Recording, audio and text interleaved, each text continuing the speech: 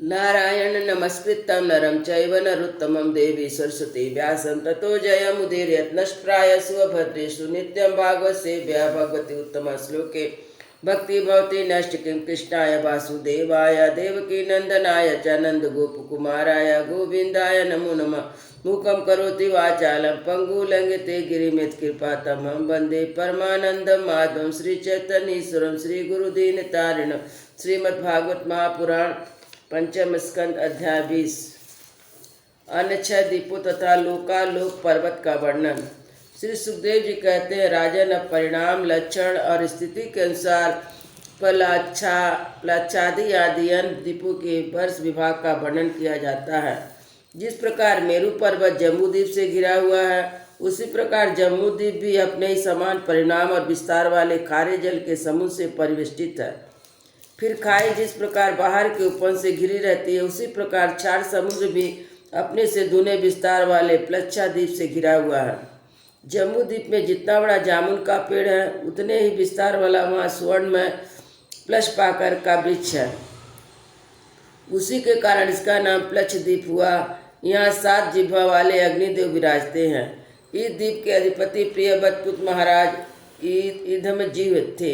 उन्होंने इसको 7 वर्षों में विभक्त कर दिया और उन वर्षों के समान ही नाम वाले अपने पुत्रों को सौंप दिया तथा स्वयं अध्यात्म योग का आश्रय लेकर परत हो गए।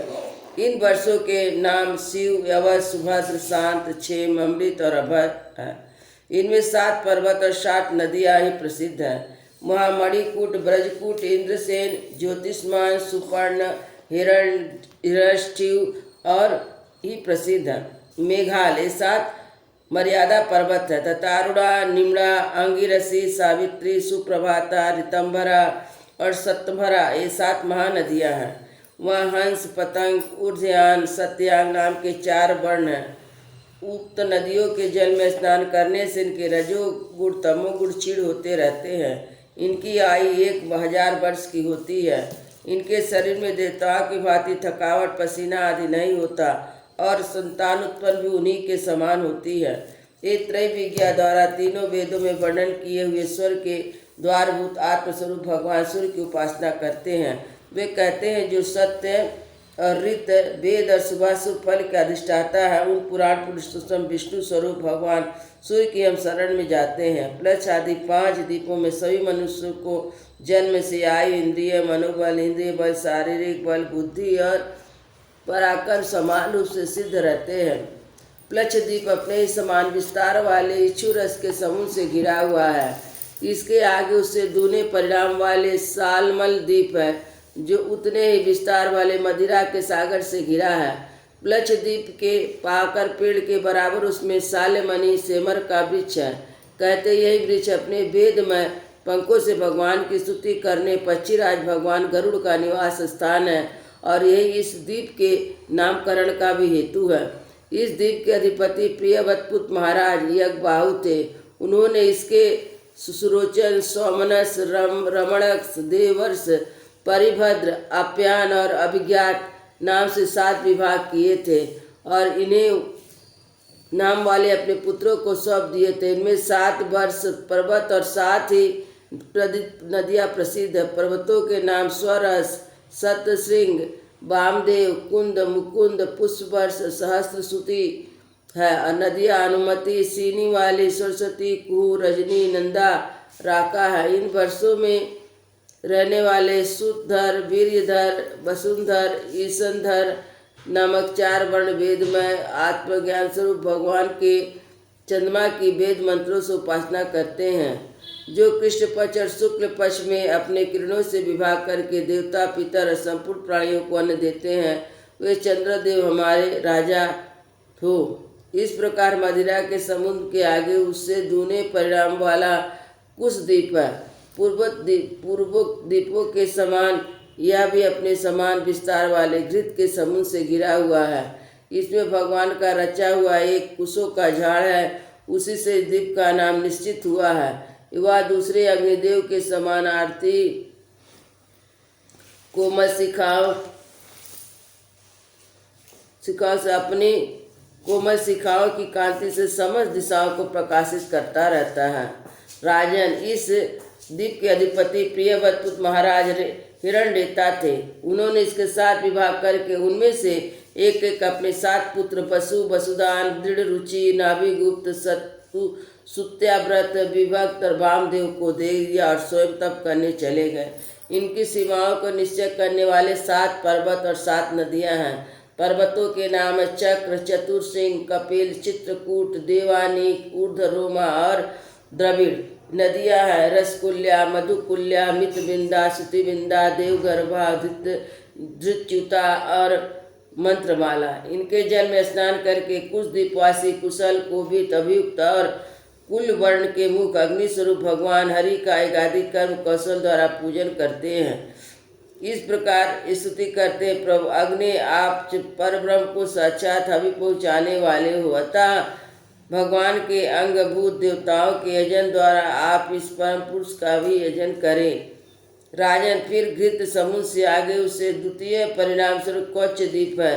जिस प्रकार कुश द्वीप घृत समुद्र से घिरा हुआ, उसी प्रकार यह अपने ही समान विस्तार वाले दूध के समुद्र से घिरा हुआ है। यहाँ कौच नामक एक बहुत बड़ा पर्वत है, उसी के कारण इसका नाम कौच द्वीप हुआ है। पूर्व काल में श्री स्वामी कार्तिकेय के शस्त्र पहाड़ से इसका कटी प्रदेश और लता निकुंज आदि छत विक्षत हो गए थे, किंतु क्षीर समुद्र से सींचा कर वरुण देव ने सुरक्षित होकर या फिर निर्भय हो गया। इस द्वीप के अधिपति प्रियव्रत महाराज धृतपृष्ठ थे।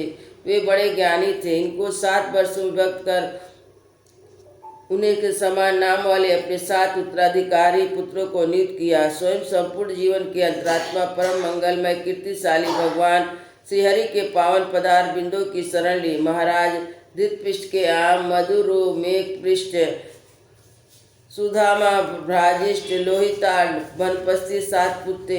उनके वर्षों भी 7 वर्ष पर्वत और 7 नदियां कही जाती है। पर्वतों के नाम शुक्ल, वर्धमान, भोजन, उपवर्णी, नंदन और सर्वतोभद्र। नदियों के नाम है अभया, अमृतोघा, आरिका, तीर्थवती, वृत्तरूपवती, पवित्रवती और शुक्ला। इनके पवित्र और निर्मल जल का सेवन करने वाले वहाँ के पुरुष ऋषभ, द्रविड़ और देवक नामक 4 वर्ण के निवासी जल से भरी अंजलि द्वारा आपो देवता, जल के देवता की उपासना करते हैं। कहते हैं, जल देवता, तुम परमात्मा के सामर्थ्य प्राप्त है। तुम भूर्भुव स्व तीनों लोकों को पवित्र करते हो, क्योंकि स्वरूप से ही पापों का नाश करने वाले हम अपने शरीर से तुम्हारा स्पर्श करते हैं। तुम हमारे अंगों को पवित्र करो।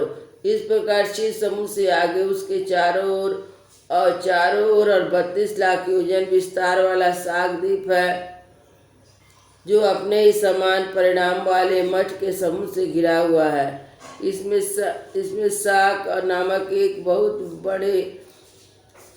बहुत बड़ा वृक्ष है, वही इस क्षेत्र का नामकरण है। उसकी अत्यंत मनोहर सुगंध से धसारा द्वीप महकता रहता है। मेधातिथि नामक उसके अधिपति की राजा प्रियव्रत के ही पुत्र थे।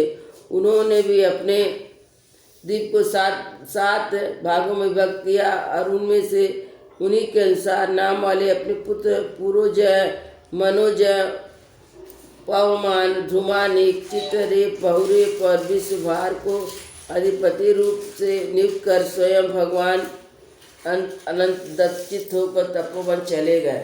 इस वर्षों में 7 मर्यादा पर्वत और 7 नदियां ही हैं।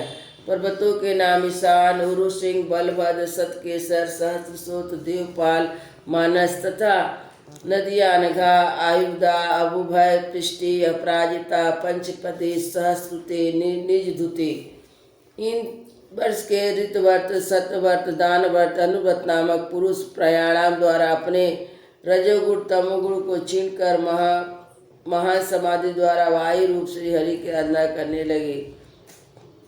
जो प्राणादि वृत्ति अपनी ध्वजा के सहित प्राणियों के भीतर प्रवेश करके उनका पालन करते तथा संपूर्ण दिश जगत जिनके अधीन है, वे साक्षात अंतर्यामी वायु भगवान हमारी रक्षा करें। इस तरह मट्टे के समुद्र के आगे उसके चारों ओर दुगने विस्तार वाले पुष्कर द्वीप है। यह चारों ओर से अपने समान विस्तार वाले मीठे जल के समुद्र से घिरा है वहाँ अग्नि की शिखा के समान दीप्तिमान लाखों स्वर्णमय पंखड़ी वाली एक बहुत बड़ा पुष्कर कमल है, जो ब्रह्मा जी का आसन माना जाता है। उस द्वीपों के बीच भी उसके पूर्वीय और पश्चिमीय विभाग की मर्यादा निश्चित करने वाले मानस उत्तर नाम का एक पर्वत है।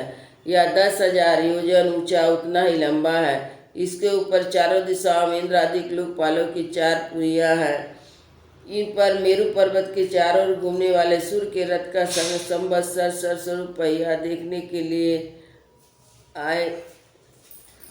संवत्सर पहिया देवताओं के लिए दिन और रात अर्थात उत्तरायण और दक्षिणायन के क्रम से सर्वदा घुमा करता है। उस द्वीप का अधिपति प्रियव्रत प्रीतिहोत अपने पुत्र रमणक और धातकी को दोनों वर्षों का अधिपति बनाकर स्वयं अपने बड़े भाइयों के समान भगवत सेवा में तत्पर रहने लगा। वहाँ के निवासी ब्रह्मारूप भगवान हरि की ब्रह्म सालोक आदि की प्राप्ति कराने और कर्मों से आराधना करते हुए इस प्रकार स्तुति करते हैं, सब लोग करते हैं, जो साक्षात कर्म फल रूप और एक परमेश्वर में जिनकी पूर्ण कृपा स्थिति है तथा जिनकी सब लोग पूजा करते हैं। ब्रह्म ज्ञान के साधन रूप उन अद्वितीय शांत स्वरूप ब्रह्ममूर्ति भगवान को मेरा नमस्कार है। श्री सुखदेव जी कहते, राजन, इसके आगे लोकालोक नामक पर्वत है। यह पृथ्वी के सब ओर से सूर्य आदि द्वारा प्रकाशित अप्रकाशित प्रदेशों के बीच में इसको भाग करने के लिए स्थित है। मेरु से लेकर मानसरोवर पर्वत तक जितना उत्तर है उतनी ही भूमि सुधोधक समुद्र की ओर है। उसके आगे स्वर्णमयी भूमि है जो दर्पण के समान स्वच्छ है। इसमें